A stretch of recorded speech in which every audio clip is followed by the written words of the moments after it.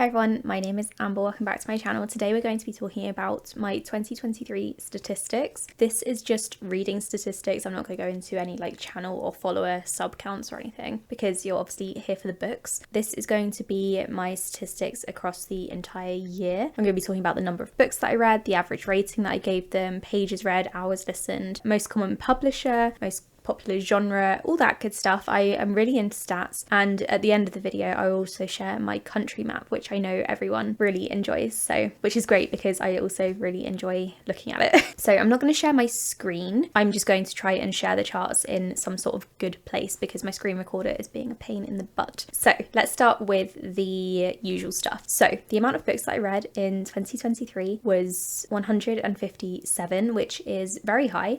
This is one of the highest years I've had for reading, I think. My highest ever was like 160, 162 or something like that. So I'm almost up there. I wasn't trying to beat any particular goal. I don't really care how many books that I read each year. It's just really interesting now that I've sort of settled into my job somewhat. It's really busy still, but anyway, I'm not really going out anywhere. I don't really have many social plans. Most of my free time is taken up with reading, but I'm still watching TV shows and some movies and stuff. In the beginning of the year especially, we went to the cinema quite a lot because I did have a limitless card which allowed me to go for free however many times each month I wanted to. I've cancelled that now, so maybe I'll read even more books in 2024. My page count was 50,132. I have no idea if that's high or not. I just keep track of it just in case. I'm impressed that I managed to get past 50,000. I'm just gonna have a look at 2022 when I read 154 books and my page count was 43,000. So this year, 2023, was a lot higher, although I only listened to 53 hours on audio, and in 2022 I listened to 207, so maybe that would have balanced out. I imagine this is kind of like a typical year for me. I didn't really read any more books than past years, or recent past years, you know. So here are my books divided into the month that I read them. As you can see, February was my highest. I read 34 books. This is because I try to do my 28 books in 28 days challenge every single February. This time I managed to read 34 because I read a lot of graphic novels, which do count as books. I'm going to do this challenge again this year, and I might do 29 books in 29 days since it's a leap year. I don't know, I haven't decided yet. I don't know if I'll make it. There's been one year where I haven't, but it's not the end of the world. Like I said, I really don't care. It's just a fun challenge. I like to say that I've done it. So anyway, in January I read 18 books. In February I read 34. In March I read 11. It dropped. This always happens. So January is always really, really good because I'm really motivated for the start of the year. February, really good because I'm trying to do my challenge. And then by March, I have sort of burnt out on reading. It's also coming into like spring and the temperature tends to get a bit better. So we tend to have plans in March as well. In April, I was up to 20, and that's never happened to me before. But the reason for this is that I was reading a lot of graphic novels again. I was catching up or reading more in the series that I started in February. May, I read 10. June, I read 8. July, I read 13. August, I only read 6 because August was a really busy month. My husband and I were prepping to get married and we just had a lot of plans. September, I read 8. This was also quite low because that's the month we got married and went on our honeymoon, and we had just a lot of stuff going on, so I only read 8. And then October, read 10. November, 7, that's my birthday month. We got the puppy in November, so November was a very busy month. And then December, I read 12. My average rating among all of these books, have I even tracked this anywhere? I don't know. No, I did track it. I just hadn't put the formula in. My average rating was 3.49, which isn't too bad actually. I don't know what it was in previous years. Let me just go and have a look to see if no, I didn't track it, although it looks like it was around the same, maybe a little bit lower. I would count that as a really good year. I read a lot of books and I enjoyed most of the books that I read. I gave 69 books 4 stars, 3 books 4.5 stars, and 8 books 5 stars. My 5-star ratings are always, I'm quite stingy with them. And then I gave, going back down, 23 books 3.5 stars and 35 books 3 stars. And then my 1 to 2.5 stars were only 19 books, so that's not too bad at all. I'm definitely leaning towards picking out better books for myself and really enjoying them, so this is a sign to me that I am really enjoying reading still, which is why I'm here. I just want to quickly talk about the series or books in a series that I read. 83 books that I read were part of a series. 7 books were companion books, so still technically part of a series, I guess. And then 42% of the books that I read were standalone, so those will be like all the thrillers, I suppose, and literary books. Out of those series, I started 24 and DNF'd 6 of them. I think those DNFs are probably part of those 24 series because I counted them on both. I finished 10 series, which is really exciting. Although I thought I'd finished more, so maybe that's wrong. I will look into that in a second. And then my stats also say that I continued 48 series. These are just books in series as well. They're not necessarily different series. For example, the different Throne of Glass books that I read the entire series or reread some of them in 2023. So there would have been a series starter there, 5 series continued books, and then 1 series finished, all within the same series. My other page, which is my series tracker page, says that I have 42 series on the go. This isn't entirely accurate. These are just the series that I'm like actively interested in reading. There are obviously more that I might get to like eventually when the mood takes me, but these are book series I'm very interested in. It says that I have completed 11 of them, so hopefully I will have put a fancy graphic up on the screen if I can be bothered. I completed Throne of Glass in 2023. I completed the Red Queen series, which I think was my first complete series. The Prison Healer, Silo, finally, Cassidy Blake, Hex Hall, which was a reread for me, but it still counts, Monk and Robot, The Last Bear, Giant Days, which I marathoned, Sheets, and then I've also ticked off Lore Olympus as completed because I'm kind of up to date and I'm reading it as a webcomic. I don't know when that's going to end, so I've just decided to mark it as complete, which is why my stats are slightly off from page to page. So that's my series situation. I think I'm going to do a full video on my series stuff in a couple of days time, so stay tuned for that. I think it'll be more worthwhile for me to talk about it in a separate video. So back to the other stats. 79% of the books that I read in 2023 were physical books, and my audio reading was down, so I've only read 7. That is kind of on trend for me, to be honest. I'm trying to focus on my physical TBR, and also I'm having a really tough time listening to audiobooks and also reading ebooks. I've only read 25 ebooks in 2023. It's really bad because I have a huge NetGalley TBR, so I really need to work on that.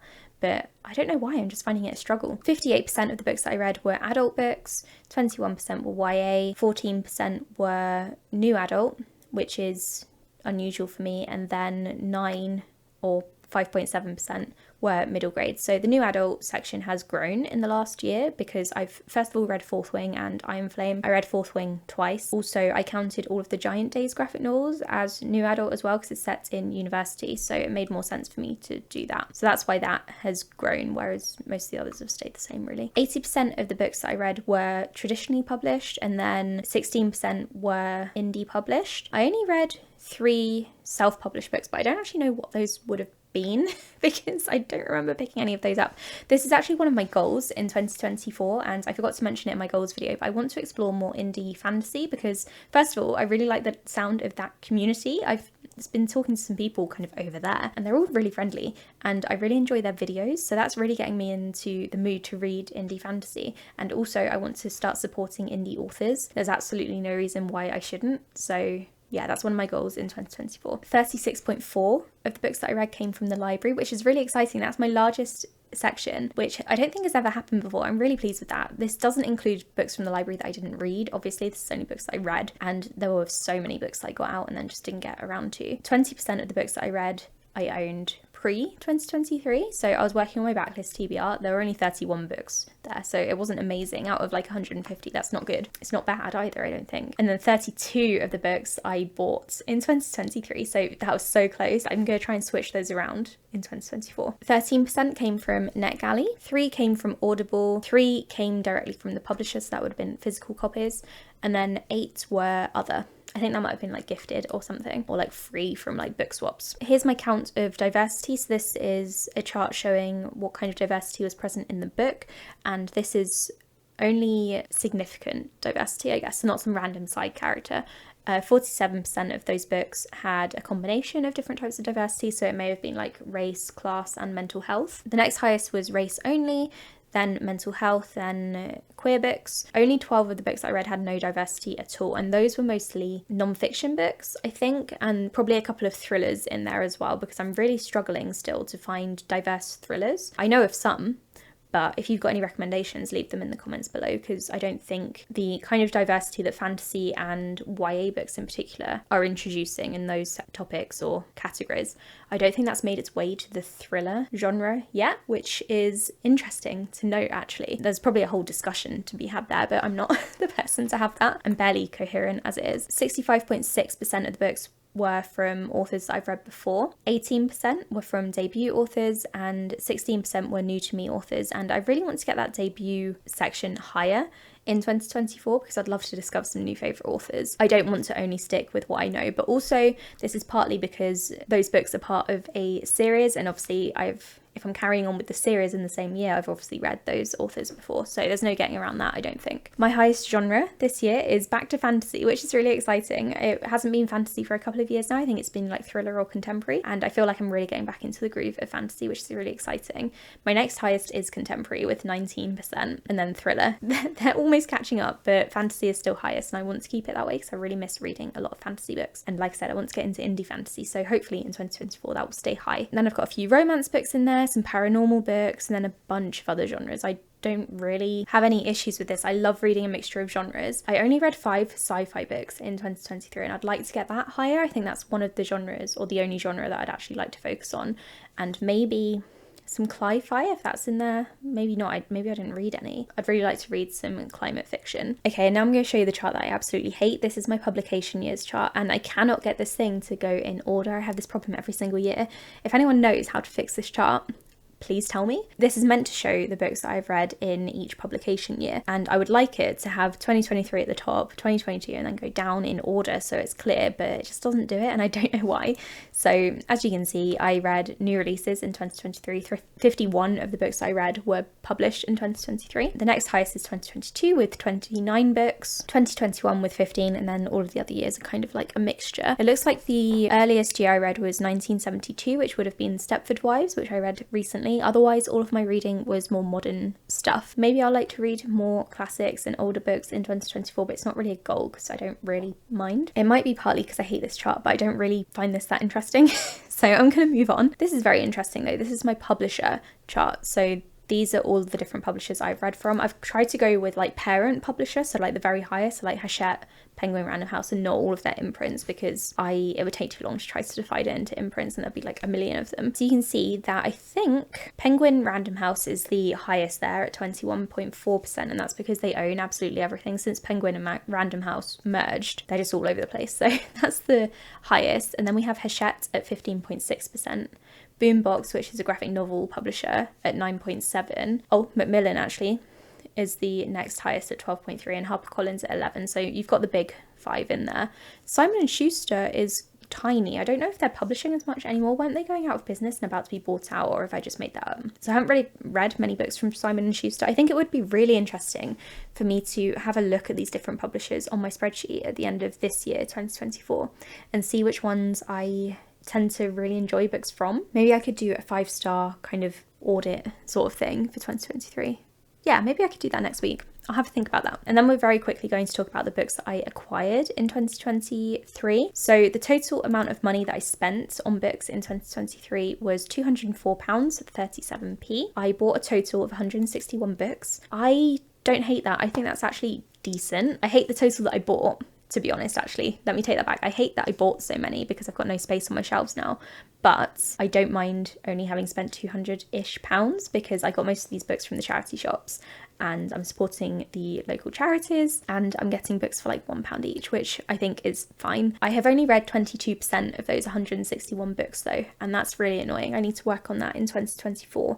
One of my goals is to reduce my backlist, and in order to do that, I'll talk about this in another video, but I will have to read books closer to the time that I purchase them. I'm going to try really, really hard to do that. I borrowed 56 books from the library, meaning I saved £290.96. I think that should be slightly higher. Actually, I'm not sure if I've actually logged all of that money. I'm going to do that after I have finished this video, and then I will put the updated number on the screen. But saving £300 by the library is incredible, and I haven't actually counted my reservation fees because here in this county you have to pay a little bit of money to reserve a book, which is absolutely fine. I'm fine to support the library, it doesn't matter, and I actually quite enjoy doing so. And I also don't mind paying any fines or anything if I have any, as a side note. I've also made a little chart to show where I got the books from, and as you can see, the charity shop was the most common at 41%, and then you've got Amazon at 37%, which I'm not happy with. I do not like that I purchased so many books from Amazon, so I'm going to try to reduce that in 2024 and try to buy more books from Waterstones. I'm happy with the charity shop purchases, that's fine, but I want to buy from more independent bookshops because I can afford it. I don't need to buy from Amazon. The only reason I probably get from Amazon is convenience, which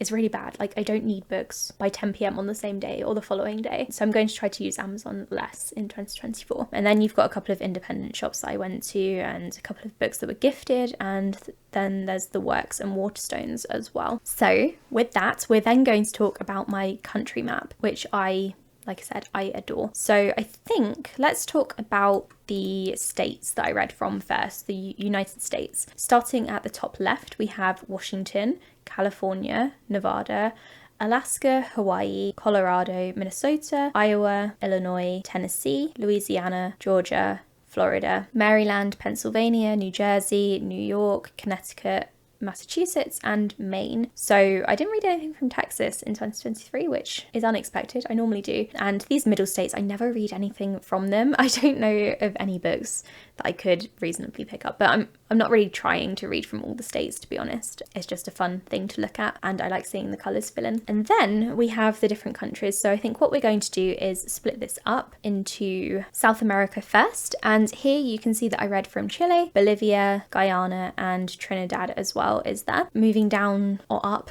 to Europe, I read from Iceland, United Kingdom, Spain, Italy, Romania, Lithuania, Sweden, Norway, and Russia. Over to Asia, I read from Yemen and Oman, Bangladesh and Vietnam. And then here is my country map as a whole, showing the countries that kind of got cut out from those sections. I've obviously got Canada here and the US. In Africa, I only read from Tanzania, which is a new country for me, but I also want to try to read more from different African countries. I've started researching some from kind of like this middle section here, and I've got one from South Africa in mind as well. You can see here I've got Australia and New Zealand. We've already covered Asia. Up here we've got Svalbard, which is, I think, part of Norway in some way, but I'm not exactly sure how. So my country map this year, I did say, I think at the beginning of the year, I want to try to read more books from South America, and I did manage that. I didn't read too many, obviously, but I did manage it. So I think this year in 2024, I'd like to focus on South and Central America and read some more books from those areas. And I've definitely got some books in mind, so that's really good.